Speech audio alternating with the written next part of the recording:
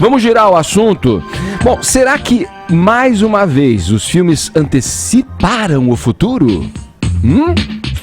Tô falando aqui do embate entre o homem e a máquina no filme 2001, Uma Odisseia no Espaço, e da autoconsciência desenvolvida pela Skynet, uma série da série O Exterminador do Futuro.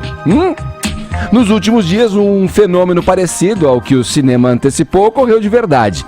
Olha só, um mecanismo de inteligência artificial do Facebook teve de ser desligado porque havia criado uma linguagem própria. Uma linguagem que os seus desenvolvedores não entendiam. Quem que a gente chama para resolver esse tipo de entrave aqui no programa? Ele, o homem da tecnologia, Carlos Aros. Bom dia, Aros. Bom dia, Edgar. Tudo bem com você? Tudo bom. Você que acompanhou aí, né, essa história toda, conta pra gente esses detalhes. Como é que é possível um negócio desse? É possível. Já digo que é possível. As máquinas já dominaram o mundo. É que a gente ainda não sabe, é isso? Ainda não dominaram o mundo. Talvez venham a dominar. Mas o lance é o seguinte, nessa história do Facebook, eles estavam fazendo... O Facebook tem um laboratório que desenvolve pesquisas e trabalhos com inteligência artificial. E eles colocaram essa máquina para funcionar. São, vamos dizer assim, não é o corpo, tá? Não é o robô desenhado. São só os neurônios pensando ali, processando informação. Então eles colocaram esses robôs para desenvolverem algumas atividades e eles são programados para que eles encontrem o caminho mais fácil para desempenhar aquela atividade para a qual eles foram desenvolvidos. Certo. Então a máquina ela vai aprendendo conforme a troca de informações vai acontecendo e ela vai evoluindo. É esperado que ela evolua dentro de um ambiente controlado. É o que os desenvolvedores, os programadores imaginam.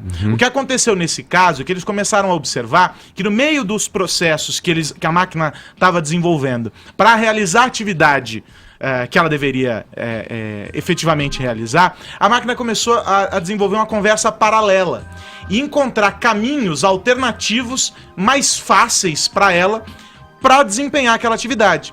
Só que o que aconteceu? Quando os programadores começaram a ler aquela história, eles descobriram que a máquina estava repetindo algumas palavras e o número de vezes em que aquilo deveria acontecer, que as trocas deveriam acontecer, era uma linguagem particular, era uma conversa em que só a máquina A e a máquina B tinham a chave para decifrar aquele código. Tipo a máquina com uma vida própria. Exatamente isso.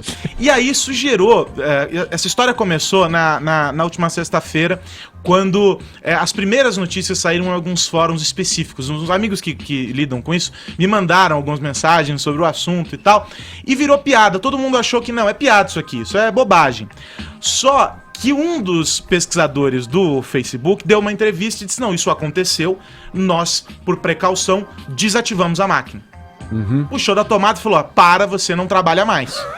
Porque se você vai saber, né? Vai de castigo. Eu não sei onde você pode chegar, mas eu tenho medo disso, então eles desativaram a máquina. Você acha que isso pode ser o fim da meritocracia? Nossa. Mas o ponto principal ali é o seguinte, isso pode acontecer, isso já aconteceu em outras frentes, e o que os pesquisadores fazem é desativam a máquina, porque ela é programada... Eu achei que você ia falar, isso já aconteceu em Westworld, da HBO. Em Westworld a gente já assistiu isso. Mas quer um exemplo legal, e que eu já trouxe aqui no Morning a situação? Lembram que a Microsoft criou um perfil no Twitter? Eu falei aqui, para que aprendesse com a interação dos usuários, e o robozinho se tornou racista e neonazista. Por quê? Porque usa esse mesmo processo do machine learning, que é o aprendizado da máquina. Ela vai coletando experiências conforme ela vai sendo utilizada, replicando, e mais do que replicar aquilo, ela processa e determina e aplica alguns juízos sobre aquilo. Então ela diz, olha, se eu for à direita, é muito melhor do que se eu seguir à esquerda, ou o inverso. Talvez eu não devesse fazer a etapa 1, 2, 3 e 4, eu devo pular direto para a etapa 5, porque a máquina ela foi programada para aprender com as próprias experiências e encontrar o caminho mais fácil para desempenhar aquela atividade. Esse é o ponto.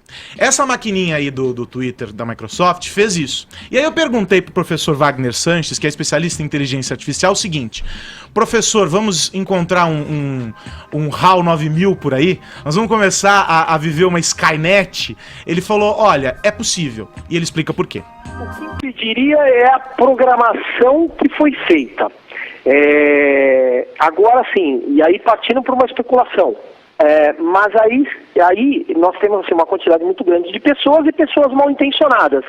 Então, quando a gente abre isso, sai do ambiente do Facebook, que a gente extrapola isso para o mundo inteiro, né?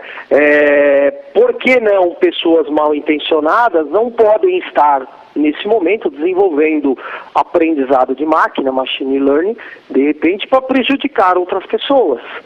Né? Então aí a gente vai para um campo aí até da ficção científica, de robôs que matam pessoas, robôs que roubam pessoas, robôs que de repente provoquem algum mal à pessoa. Ou ainda, né, pessoas mal intencionadas que possam hackear esses robôs e fazer com que eles provoquem algum mal à humanidade.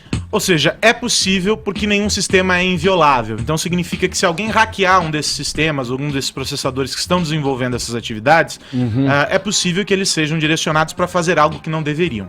De modo geral, não é um pânico generalizado, há um exagero, claro, da ficção quando cria situações como essa. Não é como se a máquina deixasse de responder. Não, ela só ganhou uma autonomia muito maior do que aquela que ela deveria ter. De qualquer modo, nós temos de respeitar Isaac Asimov e as 3 leis da robótica.